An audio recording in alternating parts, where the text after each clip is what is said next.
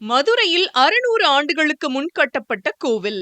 600 ஆண்டுகளுக்கு முன் திருமலை நாயக்கர் காலத்தில் கட்டப்பட்ட மதுரை வண்டியூர் வீரராகவ பெருமாள் கோவிலின் ராஜகோபுரம் மன்னரால் எழுப்பப்பட்டது.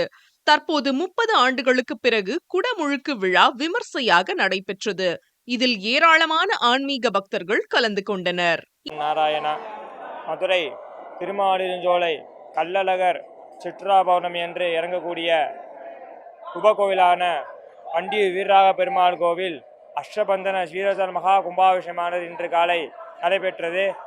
அழகர் பெருமாள் சித்ரா பௌர்ணமி என்று தங்கக்கூடிய இடம் இது. சைத்திரோபசாரமான சன்னதி தான் இந்த சன்னதி. 35 வருஷம் கடந்து இந்த சன்னதியில் மகா கும்பாபிஷேகமானது நடைபெற்றது. வீரராக பெருமாளுக்கும் கனகவல்லி தாயார் மற்றும் மற்ற சன்னதிகள்லாம் இங்கு காலை மகா கும்பாபிஷேகமாக நடைபெற்றுள்ளது. பல்வேறு மாவட்டத்திலிருந்துலாம் பக்தர்கள் இங்கே தரிசனம் பண்ணிட்டு இருக்காங்க. பெருமாள் என்னென்ன வரங்கள் கொடுப்பார் அப்படின்னு பார்த்தீங்கன்னா, குழந்த பாக்கியம் மற்றும் சர்பதோஷம், கல்வி, இது மூன்றும் பெருமாள் அள்ளி கொடுக்கக்கூடிய பெருமாள்.